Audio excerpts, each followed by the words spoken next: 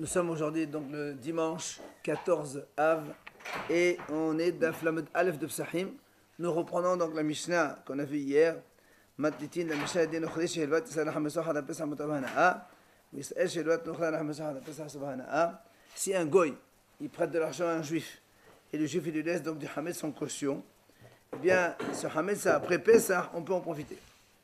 Et dans l'autre sens, Israël qui a prêté de l'argent à un goy et le goy lui a laissé une caution, alors on dit que ce Hametz là, la caution Hametz, elle est interdite de Hana'a. On va voir dans la Gemara donc comment il s'agit. Gemara, Itmar, la Gemara nous dit Baal Hov, Abaye Amad et Mafra Gove, Lavaman Kan Habaho Gove. C'est-à-dire lorsqu'un homme il prête de l'argent à un autre et l'autre il lui laisse en caution un objet. On a donné l'exemple, par exemple, si moi je prête de l'argent à quelqu'un 50 000 euros et lui il me laisse un studio en caution. Au cas où il rembourse pas après le délai, eh bien, je lui prends le studio. Imaginons qu'après le délai, il n'a pas remboursé et je prends le studio. Est-ce que le studio, je l'ai acquis depuis le premier jour de la dette ou je ne l'ai acquis qu'au jour où il me l'a donné après le délai d'expiration du paiement? Rabbi dit, le paiement, même si j'ai pris maintenant le studio, il y a un effet rétroactif et on considère que je le possédais depuis le début. Rabbi dit non, c'est à partir donc du moment où il a pris le studio, c'est à lui. Alors, quelle est, justement, on va nous expliquer comment ça s'est passé et quelles conséquences ça a surtout. La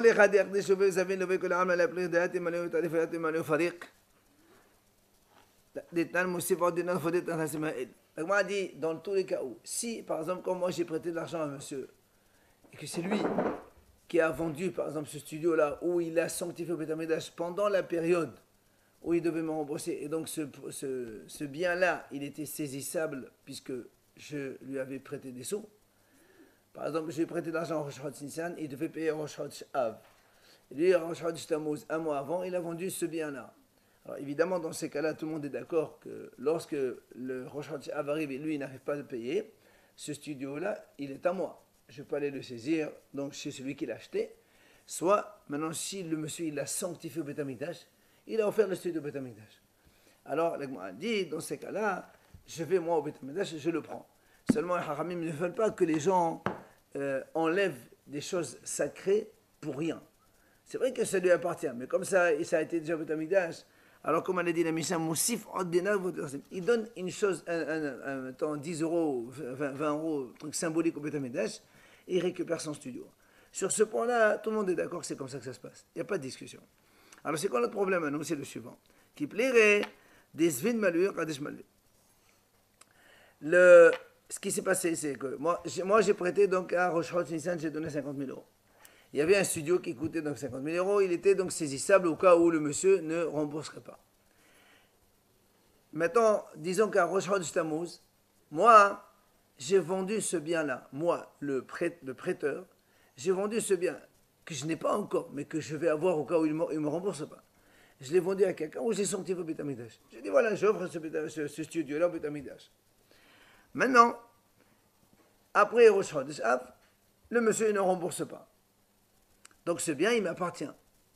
Alors, est-ce que je peux maintenant changer d'avis, oui ou non?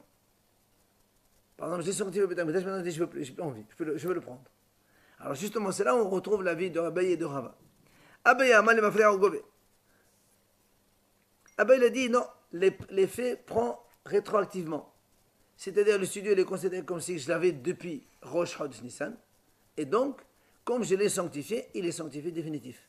Je ne peux plus le reprendre, je ne peux plus changer d'avis. Puisqu'il est arrivé le temps, le délai de Rosh Chodesh et l'autre n'a pas remboursé, c'est dévoilé comme quoi ce studio m'appartenait depuis le début. Et donc maintenant que je l'ai déjà sanctifié ou que je l'ai vendu à quelqu'un, c'est fini, c'est officiel. Viens là-bas, il dit non. Là-bas, il dit non, pas du tout. L'effet ne prend qu'à partir du moment où il récupère le studio. Et donc, ce qu'il a fait un mois antérieurement, qu'il a vendu ou qu'il a offert au Beth Amikdash, il peut changer d'avis sans aucun problème. Puisque à cette époque-là, il n'était pas sûr de l'avoir. Comme dit,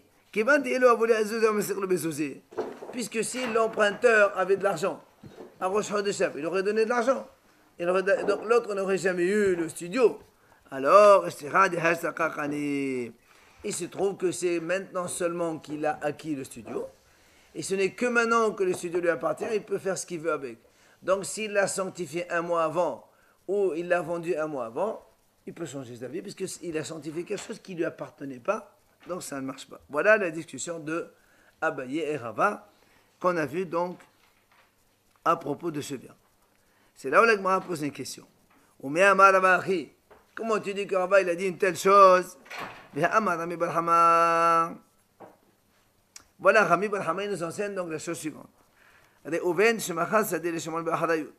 Si Reuven, ils vont enterrer un Shimon, commencez-nous avec garantie. C'est-à-dire que si il y a un problème sur ce terrain, c'est par exemple, il vient un créancier de Reuven et qui prend de l'argent chez Reuven, enfin, à qui Reuven devait de l'argent et que Reuven n'a pas de quoi payer, il va prendre ce terrain-là que Reuven a déjà vendu à Shimon. Évidemment, Reuven, il s'engage à lui payer, bien sûr, son terrain. Uskafan alav bimilva. C'est-à-dire que Shimon, il paye lui la dette. Shimon, il a dit à Reuven, regarde, Reuven, il a vendu, maintenant, comme tout à l'heure l'exemple, Reuven, il a vendu un terrain à 50 000 euros à Shimon. Normalement, Shimon, il paye à Reuven, n'est-ce pas?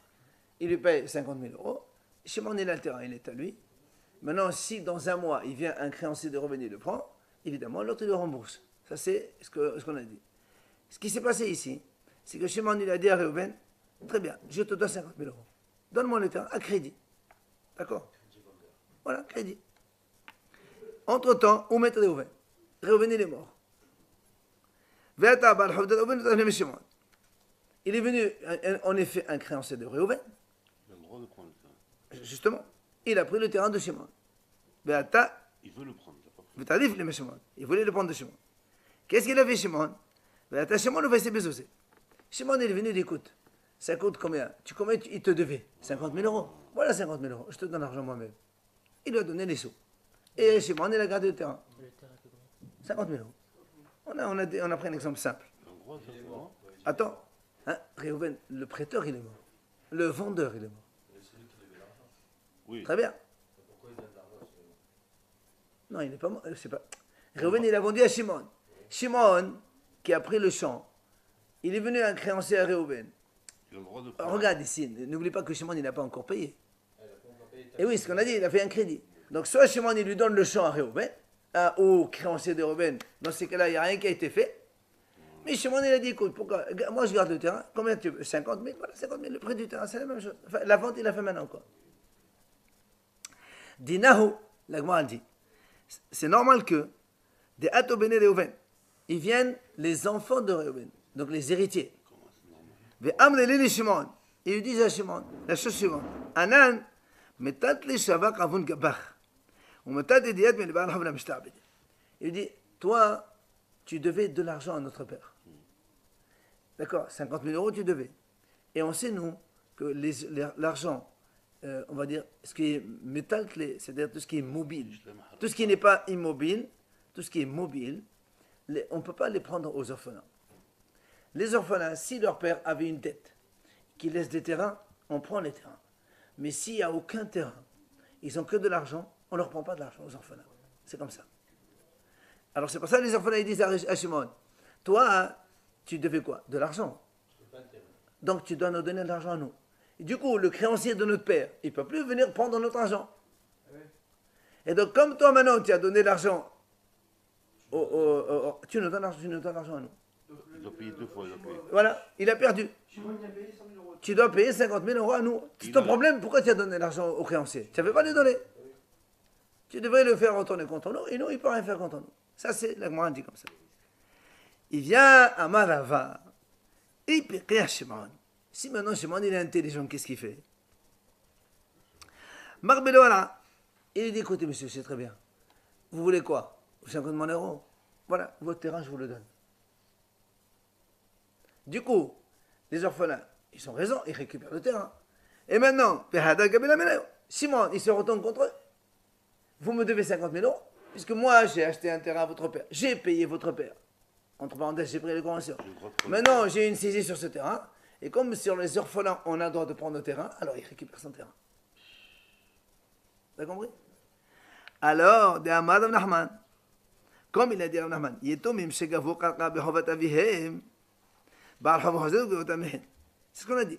Des orphelins qui ont pris un terrain par une dette de leur père. Le Baal Hov, un créancier, il a le droit de revenir récupérer ce terrain. Comme on a dit nous, l'immobilier, on le prend chez les orphelins. Tout ce qui est immobilier, c'est saisissable. Maintenant, la Gemara, donc, elle pose la question. Alors, la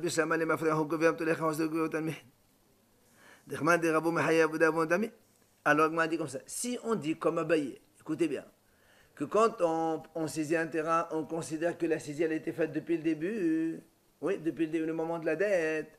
Là aussi, on va dire, c'est pour ça que quand ils ont pris le terrain, c'est comme si qu'ils l'ont pris quand leur père était vivant, au moment de la vente, au moment de la dette. Et du coup, c'est pour ça que l'autre, il vient, il leur prend, il leur saisit. Et là, et Ahmed, quand on va au Gové, Maintenant,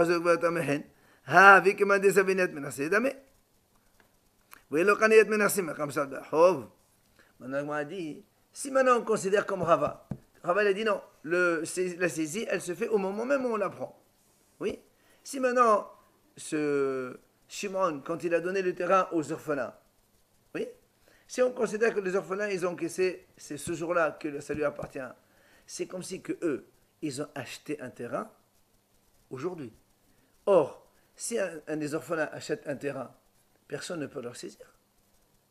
Si tu considères que quand Shimon leur a rendu le terrain, ce terrain-là, il leur appartenait déjà depuis la vie de leur père, je comprends que Shimon, il peut maintenant le reprendre. Mais si tu dis que non, la saisie, elle prend effet que maintenant, alors comment ça se fait que Shimon ne peut récupérer le terrain? Des orphelins, quand ils achètent un terrain, jamais un créancier ne peut les prendre. Oui, si les orphelins, ils l'ont acheté du vivant de leur père. Oui, ils avaient ce terrain du vivant de leur père. Mais si tu considères que le terrain, ils le prennent maintenant, mais c'est à eux. Donc, chez moi, en leur donnant le terrain, il n'a rien gagné dans l'affaire.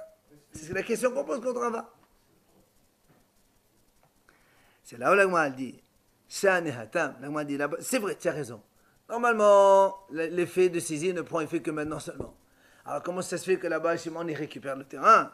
De Amal Lehu, qui est de Mestabadna Lila Bouchon. Il dit parce que Shimon il leur dit, c'est vrai, de la même façon que ce terrain, il était saisi, d'accord, entre parenthèses, saisissable de votre père par ce créancier, ben, moi, je prends la place de ce créancier et ça devient saisissable aussi. Donc, en fait, le terrain, il n'est jamais sorti de la saisie. C'est pas qu'il était chez moi, après je vous l'ai vendu, non. Il a saisi, elle existait depuis le début. Donc maintenant, ça n'a rien changé. Comme il a dit, Rabbi Nathan, Détania, Rabbi Nathan Omer, Minayin, les noshé bahavado mané, wahavado bahavado, shemosen mezim notenase, Talmud, Bado Nathan, Shamlo. Donc, on a dit comme ça. Rabbi Nathan, il a enseigné. Si moi, par exemple, lui, il me doit 50, et moi, je dois 50, lui, directement, il donne à l'autre. Donc, tu vois bien qu'une dette, elle tourne. Là aussi, le terrain. L'autre, il devait à l'autre, l'autre, il devait à l'autre. Directement, tu fais la même chose. En fait, les deux, on devient responsable. Alors, là, on va poser une autre question. On a dit comme ça dans la Mishnah. Un goy, il a prêté de l'argent à Israël. Israël, on a pris l'exemple, il lui a donné une caisse de whisky en caution. Au cas où il ne rembourse pas, maintenant, c'était 200 €. S'il ne rembourse pas, il lui donne la caisse de whisky. C'était dans Hametz. On a dit après à Pessah, si maintenant, tout ça c'était à Purim. Il lui a prêté donc à Purim l'argent, il devait rembourser. Après Pessah, il n'a pas remboursé. Il a dit, voilà, prends la caisse. Alors il prend la caisse, on a dit, le Pessah Moutad Bahana, le whisky, on peut en profiter. C'est-à-dire, on considère qu'il appartient au goy. Alors le m'a dit, et Ahmad Bishamani Mafra au gouvernement de Moutad Bahana. Et là, Ahmad Bishamani au gouvernement de Moutad Bahana, ah, Bessot de Salawakaï. Alors, on m'a dit comme ça, si tu dis, comme Abaye, que quand on fait une saisie, on considère qu'il y a rétroactivement effet et que le prêteur, donc, ici il s'agit le goy qui a prêté aux juifs. Donc la caisse de whisky, elle appartenait au goy déjà depuis Rosh Chodesh Adar, depuis Purim, on a donné l'exemple de Purim. Depuis Purim, la caisse, elle appartenait au goy. C'est pour ça maintenant, après Pessah, comme c'est un hametz d'un goy, on peut en profiter. Mais si on dit comme Rava, que le hametz, il n'appartient au goy que après Pessah, au moment où le goy le prend. Mais pendant Pessah, le hametz, il était chez le juif. Et un hametz d'un juif, c'est assourd de profit. Comme on a dit ici, la Mishnah dit que c'est permis de profit. D'accord, il y a une question contre Rava. Compris? Alors l'Agma répond, il dit c'est simple. Il dit non, ici c'est différent. Tu as raison.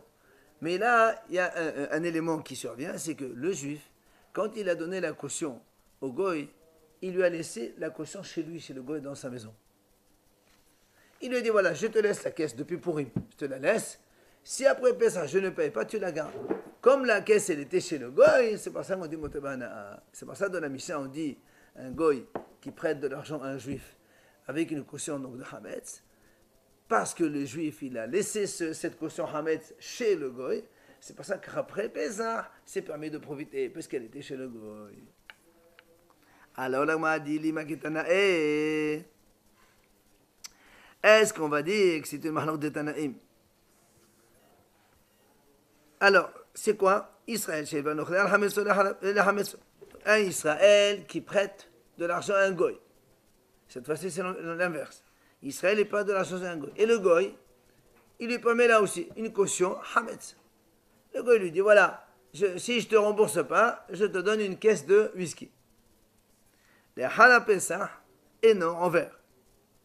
C'est marqué comme ça. Après Pessah, on ne transgresse pas.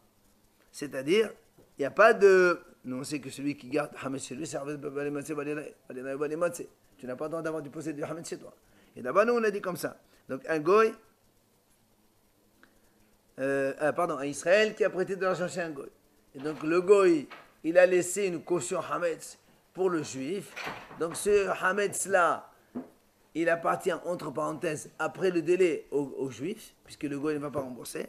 Nous, on a dit après Pessah, et non, il ne transgresse pas. C'est-à-dire, entre parenthèses, le hametz, il appartient au goy, il n'appartient pas au juif. Mais chez Rabbi Meir, en fait, au nom de Rabbi Meir, on a dit non, il transgresse. Parce que comme le goy, il lui a promis au juif que s'il ne rembourse pas, eh bien, le hametz, il est à lui, on considère comme si le hametz, il est au juif.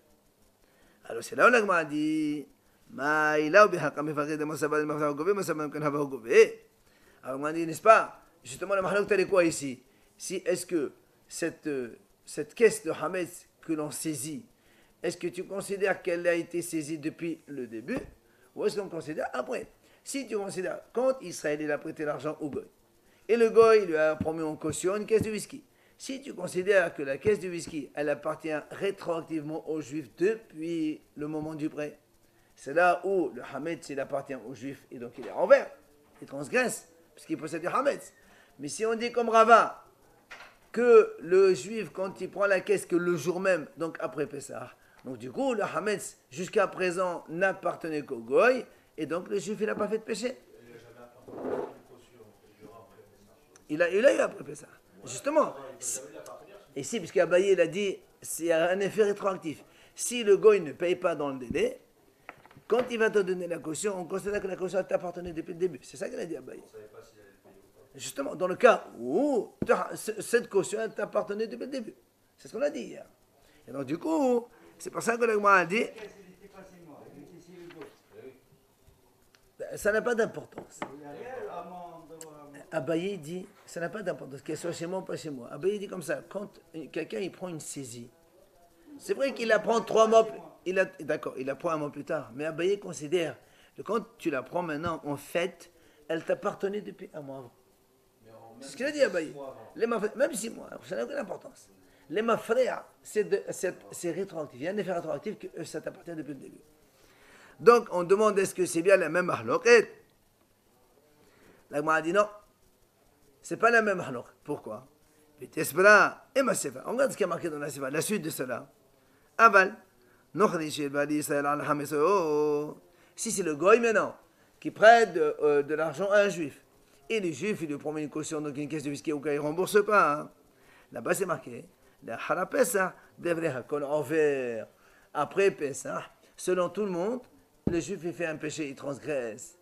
Or là, si on va la même halak qu'Abaye et Rabat, on devrait avoir le contraire de ce qu'on a fait tout à l'heure.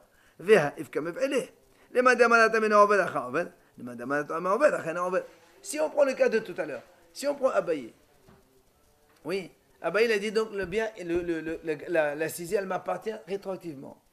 Si c'est un juif qui a prêté au goy, et le Hamed c'est le goy qui promet la caution. Donc la caution elle appartenait au juif depuis le début. Donc lui dans ce cas-là le juif il transgresse. Si on fait le contraire, c'est le goy qui prête au juif. Et le juif promet une caution. Selon Abaye, la caution elle appartient au goy déjà depuis le début. Donc dans ce cas-là le juif il transgresse pas.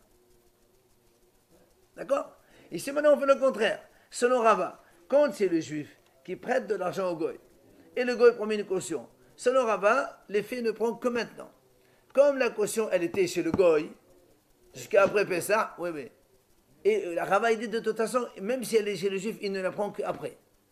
Alors maintenant, on ne parle pas de ça. On parle, disons que le juif, il a prêté de l'argent au goy, le goy lui a promis une caisse de whisky. Et Rava, il dit, la caisse de whisky, ça ne lui appartient que maintenant. Donc, comme la caisse appartenait au goy, maintenant, c'est permis. Mais si on fait le contraire, c'est que si c'est le goy qui a prêté au juif, la caisse, elle appartenait au juif jusqu'à maintenant. Donc, il doit transgresser. Alors, comment ça se fait que dans le deuxième cas, on dit que c'est la même chose? Donc, tu vois bien que ce n'est pas du tout la même chose. La même ahlok, ça n'a rien à voir. Si on suit la même ahlok qu'Abaye et Chava, dans le premier cas et le deuxième, on doit avoir le cas contraire. Or là, dans le premier cas, on a dit... un, il a dit, il transgressera, Rabbi Meir a dit, il transgresse. Et dans le deuxième, on a dit, tout le monde dit, transgresse. C'est qu'il y a un problème, c'est pas du tout la même chose.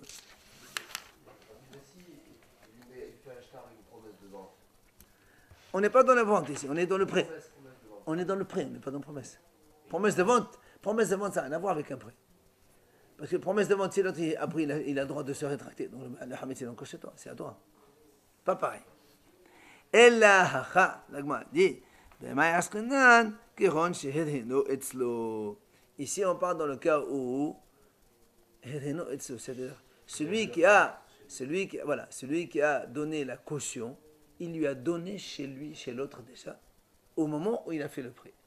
Donc, le Hamed se trouve chez celui qui a prêté des sous. Alors, justement, alors pourquoi un il dit oui, un il dit non? Il me prend le cas, le juif il a prêté de l'argent au goy. Et le goy il a prêté la hametz, il a laissé chez le juif. Et dans l'autre cas c'est le contraire. Le goy il a prêté de l'argent au juif. Et le juif il a laissé la hametz chez lui. Alors pourquoi dans ce cas-là on a, dans la sifa tout le monde il est enfin, quelle est la mahalakton? Déjà dans le premier cas, que un il dit envers, et Rabbi Meir, le Shom Rabbi Meir, on dit envers, alors que là comment il dit non? Il dit la mahalaket, ils sont en train de diverger sur ce que dit Rabbi Ishaq. Qu'est-ce qu'il a dit? Rabbi Ishaq a dit comme ça. D'où sait-on que le Baal Hov, donc celui qui a prêté de l'argent, imaginons que quand je prends de l'argent à quelqu'un, il me donne, on gage tout de suite quelque chose. Vous voyez? Si je perds cet objet, est-ce que je suis responsable ou pas? De quelle façon? Monsieur, il y a des notions de garde dans la Torah. Il y a Shovel Hinam, il y a Shovel Sachar, il y a Shoel, il y a Socher. Shovel Hinam, je suis responsable. Mais s'il y a eu un pépin, quelqu'un il me vient, il me braque, il me prend la montre en or, ben, j'y peux rien, c'est pas de ma faute. Non, laisse tomber jurer maintenant, qui est la responsabilité. Alors, Amar Abisa, Menaïl Baal Hov Shekone Mashkon. D'où on sait qu'un Baal Hov connaît Mashkon, ça veut dire Mashkon, il lui appartient. C'est-à-dire, quand il est à toi, quoi qu'il arrive après, tu devrais payer. Mais ça veut dire que tu n'es plus gardien. On n'est pas un gardien. Parce que si je suis gardien, tu vas appliquer le statut des gardiens de la Torah. Ça dépend lequel gardien. Mais en tout cas, nous, Rabbi Ishaq dit, quand quelqu'un prend une caution, elle est à lui depuis le jour où il l'a prise. Donc si elle est à toi, s'il arrive quoi que ce soit, c'est toi qui es responsable. Tu n'es plus un gardien de la chose. C'est à toi, donc tu payes. En contrepartie, il y a de l'argent de l'autre côté. Il y a de mon argent. Très bien. Donc c'est en moins sur mon argent. D'accord, mais si tu me dis que je suis gardien, mais si tu dis que je suis un gardien, tu m'enlèves rien du tout, j'ai pas rien, moi je t'ai gardé, on me l'a volé, on me l'a piqué, je sais pas rien. Mais on ne dit pas ça, Rabbi Ishaq il dit non, c'est à toi, c'est pas un gardien. Shenem, c'est marqué dans la Torah, Ulchatihi Sedaqa. Parce que nous, on sait, là-bas dans la Torah, c'est marqué que si par exemple tu prends une caution, un matelas, oui, la Torah dit, très bien, attention, tous les soirs, tu dois le rendre sur ce matelas comme ça, il dort dessus. Tu le prends le matin, tu le rends le soir. Tu le prends le matin, tu le rends le soir. Alors, la Gemara dit justement, c'est marqué dans la Torah, Ulchatihi Sedaqa. À toi, c'est considéré pour toi comme une Sedaka. Alors la Gemara dit, Imeno Kone Mashkon Sedaka Menaïn. Mais quand les Barlav, je connais Mashkon. Alors justement, si l'objet ne t'appartient pas, c'est plus une Sedaka. Tu lui rends son truc. Pour que ce soit une Sedaka, il faut que ce soit toi qui donne un objet qui t'appartient. Donc de là, on apprend que un Baal Hov, donc celui qui a prêté des sous, le prêteur, quand il prend la caution, elle est à lui personnellement. Du coup, à chaque fois que le soir il la lui donne, il lui fait une zdaka. Tiens, monsieur. D'accord? Donc, ça, c'est Rabbi Ishaq. Maintenant, on nous explique là. Hein? Bah, imagine, tu as prêté 200 euros, le matin il coûte 200 euros. Parce que pourquoi on prend ça? Nous, on prend le cas où tu es obligé de rendre la chose au. Parce qu'en général, qui c'est qui prend l'argent? C'est les pauvres. Comme une paire de films, c'est par exemple, non? On ne prend pas, parce qu'il faut qu'ils le mettent. Non, on dit un outil de travail. Et non, tu lui prends un outil de travail, par exemple. Dans la journée, tu le rends, et le soir, tu le récupères. Le contraire du matelas. D'accord. Alors, la Gemara dit maintenant, on explique la mahlok entre Tanakama et Rabbi Meir. Tanakama sabar, hani milisan misal, hu dekane belohati sedaka. Abel isam l'chalakani. Le Tanakama qui a dit, il ne transgresse pas. Pourquoi? Parce qu'il dit, quand est-ce qu'on dit que le juif il devient propriétaire, il fait une zdaka? Quand il prête un autre juif. Mais un goy, il n'y a pas de tzedaka. Donc du coup, non. Déjà, si tu prêtes à un juif. Attends. Du coup, donc, comme d'un goy, ça ne t'appartient pas, puisque on a dit, quand est-ce que ça t'appartient et que ça fasse tzedaka? C'est quand c'est un juif qui est en face et tu lui fais de la tzedaka. Mais si c'est un goy en face, il n'y a pas de tzedaka, donc l'objet ne t'appartient pas. Donc du coup, là, je n'ai pas acquis, c'est pour ça que comme je n'ai pas acquis le matelas, entre parenthèses, il n'est pas à moi. Donc du coup, si c'est du Hametz, ça ne m'appartient pas. Ça c'est le Tanakama qui a dit, si le juif, il prête de l'argent au goy, et le goy me laisse un objet Hametz. Lui il a dit, je ne transgresse pas. Pourquoi? Parce qu'il considère que l'objet, il n'est pas à moi. Quand est-ce qu'il considère que l'objet, je l'ai acquis, comme le cas du matelas, c'est quand c'est un juif qui est en face. Mais comme c'est un goy... C'est un cas particulier, le matelas. Mais là, on prend entre deux juifs, ok? Non. Mais non. le matelas, c'est entre deux juifs. Oui, d'accord, mais on prend l'exemple de notre cas complètement qui n'a rien à voir, où on ne doit pas le ramener obligatoirement. Très bien. Moi, je te parle. C'est à partir de cette référence-là qu'on considère que l'objet, il t'appartient. Oui, d'accord, on a produit l'exemple du matelas. Bon, oublie le matelas maintenant. Tu prêtes, regarde, tu prêtes de l'argent à un juif. Le juif, il te laisse une caution. Il te laisse une caisse de whisky. Il te la met chez toi. Est-ce qu'elle est à toi la caisse ou pas? Oui. Ça, si tu la perds, tu vous êtes tout payé. De là, on apprend. Ce qui n'est pas évident. Vis-à-vis d'un goy, ça ne marche pas comme ça. Oui, évidemment, à hauteur. À hauteur. Maintenant, avec un goy, ça ne marche pas comme ça. Donc c'est pour ça que celui-là, il dit, comme le juif, il a prêté à un goy, et donc le goy t'a donné la caisse de whisky, ben, ça ne marche plus comme ça. Elle ne m'appartient pas, la caisse de whisky. C'est pour ça que, si ça passe PSA, je ne transgresse pas. Elle n'est pas à moi. Par contre, Rabbi Meir, ça va. Rabbi Meir dit non, Kalva Homer. Alors, Rabbi Meir, lui, il te dit, si d'un juif, tu acquiers, il faut se faire d'un goy. Tu n'es pas obligé de lui faire zdaka, tu n'es pas obligé de lui rendre. Mais tu acquiers comme c'est ça. C'est ce que dit Rabbi Meir. Rabbi dit, si déjà d'un juif, l'objet appartient au juif emprunteur. Et comme il te donne une caution, on considère qu'il est à toi, prêteur. Avec un goy, c'est sûr que c'est à toi. C'est pour ça que Rabbi Meir dit, il transgresse. Aval. Si on prend maintenant le cas contraire, un goy qui prête de l'argent à un juif, et donc le juif il lui laisse Hametz donc en caution. Pourquoi? Évidemment, là-bas le Nochri il n'acquiert rien du tout. Quand le juif il a une caution, d'accord, le goy n'acquiert jamais la caution, c'est pas à lui. Donc du coup, selon tout le monde, il transgresse ici. Tu peux considérer que tant que le juif n'a pas remboursé le goy, le Hametz ne lui appartient plus. Mais il n'appartient pas non plus au goy. Mais il n'appartient plus aux Juifs. Non, il est- appartient au juif. S'il le rembourse, il est là, s'il bah, le il est rembourse, massé, il est bah, pas à putain, lui, il a s'il le la- rembourse, Mais il peut ne pas rembourser. et s'il rembourse. Voilà, il va acheter Hein, là. Rabbi Il va C'est racheter là. Mais très Voilà, bien, pour il le- l'instant, il le rachète. mais si après il le rembourse, donc tu vois, pendant ce Il temps-là, va racheter, quoi. Ce remboursement, c'est Mais quand non. il le rachète. Rabbi. mais non, il y a Pessah qui passe ici. Oui, mais s'il est beau, il va racheter. Non, non, non, là on n'a pas dit que le Hametz il a mis chez le Goy. On parle pas de ça. Non, on parle pas de ça. Ah. Non, ça c'est au oui. début quand on a répondu sur le cas de la Mishnah. Mais là on parle de façon générale, le cas de la Braïta qu'on a porté Mahlak dans Rabbi Meir et... Mais non, il dit même si tu le gardes, il appartient quand même à moi. C'est la Mahlak dans Tanakh et Rabbi Meir ici. Dans ce cas-là, Rabbi, alors le Hametz du juif, il est ouvert après ça Non, dans le cas qu'on je vais te dire là. Là, celui-là, Tu le dans le cas... rachètes. Et non, le cas de ce qu'on a... La Gemara, elle explique maintenant le cas de Rabbi Meir et la Mahlak dans Tanakh et Rabbi Meir. C'est comme ça qu'on a dit ouvert parce que justement le Goy n'acquiert pas. Donc il appartient aux Juifs. Dan. La Gemara pose une autre question. Donc ça c'est le cas de la Mishnah. Un goy qui prête de l'argent à un juif, et le juif il lui laisse le hametz, enfin il lui donne le hametz en caution. On a dit ahara pesa mutabahana. Donc après pesa c'est permis. Alors justement, la Gemara dit hina medeno eslo amatochim selakani. La Gemara dit attends, je comprends pas. Même si le goy, c'est un goy qui a prêté au juif, même si le juif il donne la caisse de whisky dans la maison du goy. Voilà. Tu viens de me dire maintenant, d'accord, on vient de dire maintenant sur le rabbin que le juif, quand il donne au goy, le goy n'acquiert pas. Alors pourquoi c'est moi qui permets de donner? Il y a un problème. Alors il dit Nakasha. Il dit écoute, c'est différent. Ici, le juif il dit au goy, il lui donne la caisse, d'accord, et il lui dit rien. Du coup, nous on a dit la caisse appartient au juif, c'est pour ça qu'il est Robert. Mais dans la Mishnah, le juif il a dit au goy, écoute, dès maintenant, le hametz il est à toi. Il lui a dit, dès maintenant, le hametz il est à toi, je ne te paye pas. Donc du coup, dès maintenant, il appartient au goy.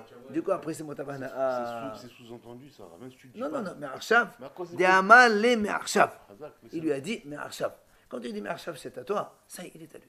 je veux dire, écoute, Même après, il va rembourser durant moi, il n'y a pas de problème. Mais si tu ne rembourses pas, il était à toi depuis déjà avant. Du coup, après, ben, ça, c'est mon tas. Une caution.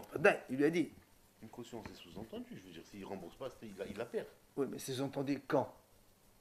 C'est la question. Tout le problème est là. C'est entendu quand? Après, on va voir. C'est toi, Mahlok, nous, on est en train de voir. Alors là, moi, dit, ou tu as vu qu'il y a une différence quand il dit, je te la donne dès maintenant, ou je ne lui dis pas, et donc ça veut dire que c'est après. Il dit voilà. Détaner, il y a une breta. Nordé, Shehedhin Pat Fourne Esel Israël. Un goy, il a donné un gros pain, Pat Fourne, c'est un grand fourneau dans lequel on fait un gros pain, chez Israël. Il est envers. Le juif, il n'est pas envers. Comme on a dit nous, parce que le juif du goy, il n'acquiert pas selon Tanakama du premier cas. Qui a prêté à l'autre? Tu peux répéter? Le goy, il a donné le pain au juif. Donc le juif, il lui a prêté des sous. Ah, ok. Le goy lui a laissé en caution ce pain, ce gros pain. Si le gars pendant ça, Pas de fourni. Pas de fourni, c'est un pain du faux. alors, qu'est-ce qui se passe? Et alors on nous dit que ce pain-là, on peut le manger après Pessah. Pourtant, il a donné aux juifs. Non, ça fait rien. Pourquoi? Parce que n'a pas acquis. le juif n'a pas acquis encore. Alors, là, on m'a dit, pardon, ah, voilà, la suite. Si maintenant, le goy dit au juif, prends-le, le pain, il est à toi dès maintenant. Alors là, envers, évidemment, on ne peut plus manger le pain, celui qui mange le pain, enfin, le juif, il envers le juif, il transgresse le commandement de ne pas posséder du hametz. Même si le hametz, potentiellement, il appartient au goy. Mais comme le goy, il a dit, il est à toi, ça y est, il est à toi. Et on fait attention à ces paroles aussi. Oui. Ah, bien sûr. Maïsina de Sao, Maïsina Sefa, et là, là, Shma Minna, Shani Echad Amal Me'asav, le Echad Me'asav, Shma Minna. Là, m'a dit, donc tu vois bien que la différence, c'est quoi?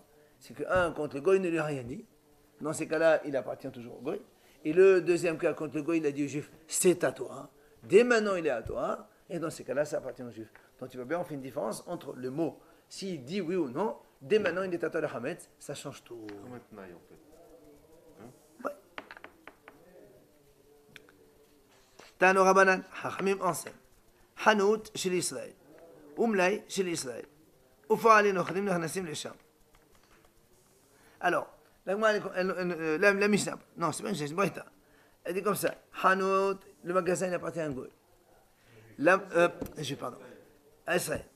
La marchandise, ça appartient aux juifs. Et puis il y a des ouvriers goy qui rentrent et qui sortent.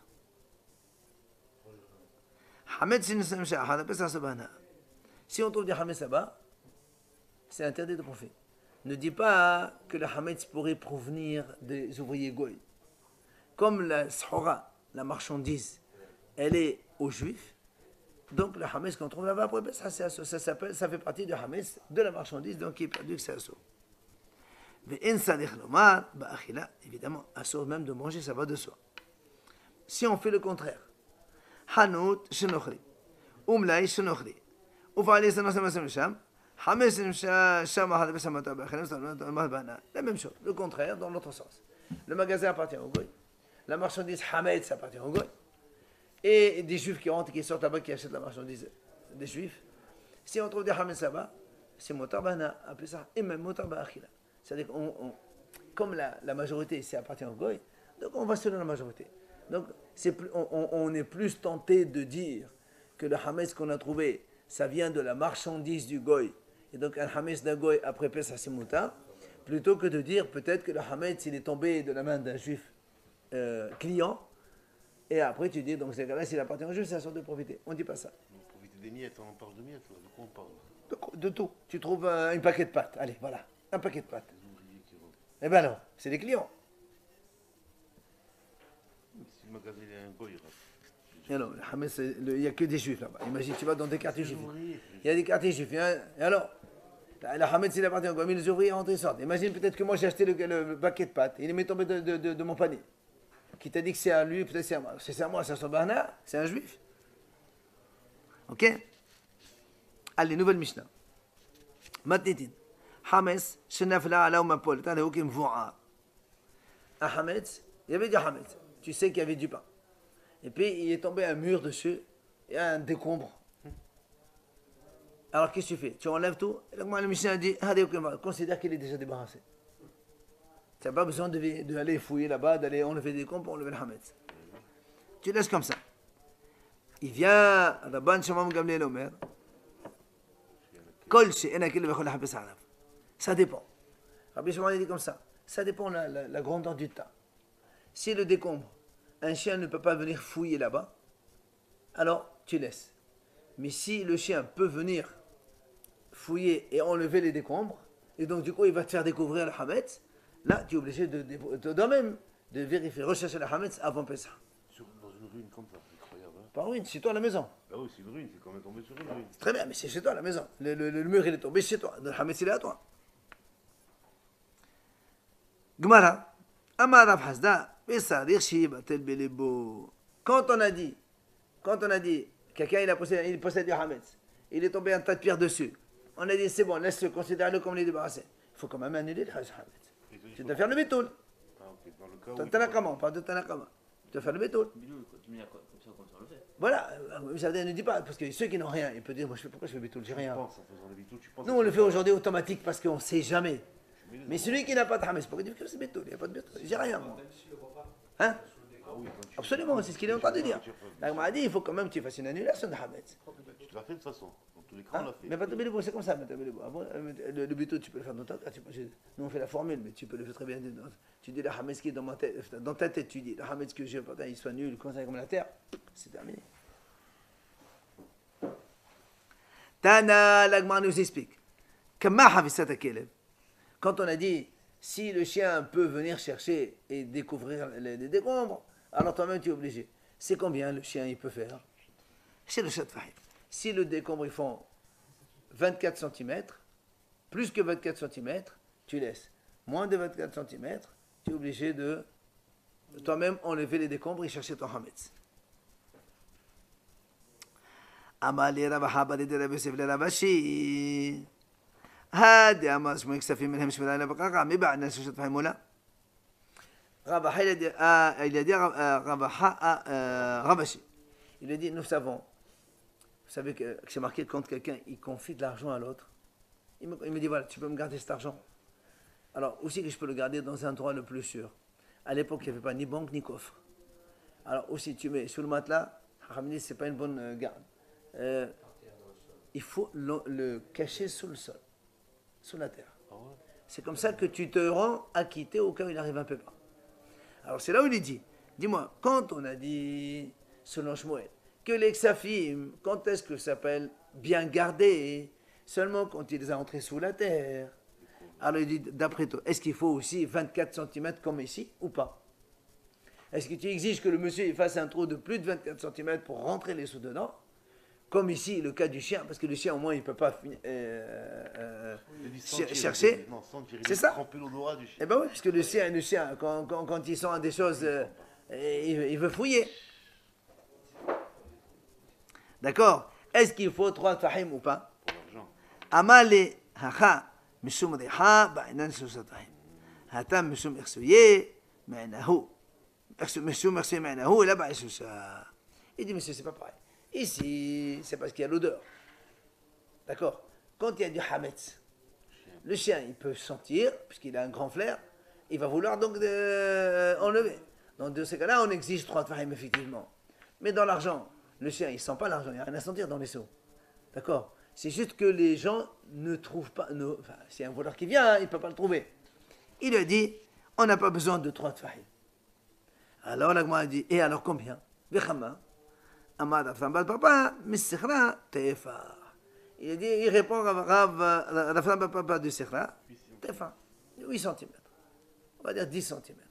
Tu fais un trou de 10 cm, tu caches l'argent dedans, et ça y est, tu es libéré de tes responsabilités. Il arrive quoi que ce soit après, c'est pas ton problème. Tu as fait une bonne garde. Ce qu'on appelle une bonne garde, c'est ça. Hein? L'argent n'a pas de temps. Ça, c'est pour les animaux. Hein? À la cave. Et non, si on peut accéder à la cave, c'est pas pareil. Et non, la cave, c'est pas un endroit. Et non, quand on te dit sous la terre, il faut que les gens n'y accèdent pas. C'est-à-dire, les gens, imagine un voleur, il vient chez toi, il ne va jamais creuser sous la terre. Alors, il essaie de chercher dans tous les endroits, dans les caisses. Maintenant qu'ils savent ça, oui, c'est ça, c'est marqué que ceux qui connaissent un peu la Gemara et tout ça, bon, en général, quand on étudie la Gemara, on n'est pas voleur quand même. Il a fait le choix. Allez, on avance à Mishnah, on arrête là. Matnétine. Alors, il faut savoir une chose. Alors, comme introduction, la trauma, c'est 2%, on donne au Kohen en moyenne. D'accord? C'est kadosh, c'est pour le Kohen. Un juif qui mange la trauma, si c'est exprès, il est hayamita. S'il n'a pas fait exprès, il doit payer la somme et rajoute 25% du prix de la chose. Mais, ce qu'on va expliquer dans la suite, c'est que quand on rembourse, parce que la trauma, ça appartient au Kohen obligatoirement. D'accord? C'est un bien au Kohen. Dans la Torah, c'est marqué un passage qui dit Benata la Kohen et ha-kodesh. Et tu dois donner au Kohen et ha-kodesh, ce qui est sacré. Hachamim disent tu ne peux pas donner de l'argent. Tu dois lui donner, par exemple, tu as mangé des olives, tu lui donnes des olives. C'est-à-dire, tu as mangé, par exemple, on prend des figues trauma. Tu as mangé 200 grammes de figues trauma. Tu dois rembourser. Tu prends des figues chez toi qui sont hol, et tu donnes au Kohen. Et chez le Kohen, il devient trauma, il devient kadosh. Donc, même, voilà, pas d'argent. Et donc, tu rajoutes évidemment 25% de plus. On verra après en poids ou en sous. On verra, donc ça c'est la question d'Agmara. Mais voilà donc ce qui se passe quand on veut rembourser la trauma. Et donc attention, là encore une fois on dit, c'est pas de l'argent qu'on doit. On doit de la nourriture. Équivalent nourriture. Tu peux rembourser autre chose. Équivalent nourriture. D'accord? Donc c'est pour ça la Mishnah dit Ha'ochel, tadomat hametz bepesach beshorer. Quelqu'un il a mangé une trauma. Hametz, pendant Pessah. Beshogeg, c'est-à-dire il ne savait pas que c'était la trauma. La Mishnah dit, hein, on s'en fout qu'il s'est hametz ou pas. Il a mangé des hametz. Même si hésite de hametz, Rachid dit, même si hésite de hametz, on s'en fout. De toute façon, il est oublié. Non, d'accord. Mais il est quand même, comme la Torah l'a dit, il faut quand même payer le Kohen en nature, en aliment. Tu es obligé de payer, c'est ce que la Mishnah dit. Meshalem, keren vachomesh. Tu payes le capital, plus tu rajoutes 25%, comme on a dit, puisque le cinquième, c'est cinquième de la totalité. Maintenant, bémézide, quand quelqu'un il mange bémézide, exprès, il mange la trompe. Et toujours tromat hames bepesa. Ça veut dire dans ce cas-là, donc il sait que c'est une trauma, il a quand même mangé. Nous aussi, quand on mange mézide, normalement, rappelez-vous ce qu'on a dit tout à l'heure, il n'y a pas de paiement, il n'y a pas 25%. D'accord? Il y a la mita, haïmita. Or, ici, la Mishnah dit, bémézide, patol metashomin. D'accord? Tu es dispensé de payer. Umid de me'aitsim. Alors, ce qu'il faut savoir, c'est que dans ce cas-là, il faut rembourser de l'argent, comme si on a volé le Kohen. Le Kohen, il avait 200 grammes de figues. Tu lui as mangé ces figues alors que tu savais très bien que c'était de la trauma. Tu dois de l'argent au Kohen. Tu ne dois pas à nature. Nature, c'est comme on est dans le cas de involontaire. Là, c'est volontaire. Tu lui as volé de l'argent. Tu lui as volé de l'argent, tu dois payer de l'argent. Et comme ici, justement, c'est Hametz pendant Pessah. Et le Hametz pendant Pessah, ça vaut 0. D'accord? C'est à Subhana, ça vaut rien du tout. Alors, Pato, c'est pour ça qu'on dit Pato Metachon. Et au même Medeme Haïtim, c'est-à-dire que même si tu le rends tamé, imagine, tu l'as rendu la tomate mère, parce que toi tu es tamé, en mangeant la tomate, tu es rendu tamé. Le Kohen, il ne peut plus manger sa tomate. Qu'est-ce qu'on fait avec une tomate mère? On la brûle. Et on peut même la brûler pour utiliser combustible pour nos besoins de cuisine. Même de ça, tu es dispensé de payer. Donc quand on doit de l'argent, qu'on a mangé la tomate mézide, normalement, il faut payer l'argent. Mais comme j'ai mangé du hametz pendant Pessah, c'est considéré comme non, ça vaut 0. Et du coup, je ne paye pas ni tashomin, le hametz, ni même le prix donc, de combustion que ça coûte, ce hametz-là, si on avait brûlé pour faire de la cuisine. D'accord? Voilà les deux cas, hametz beshogeg, trauma beshogeg et trauma bemezid. Et après, on discutera la suite.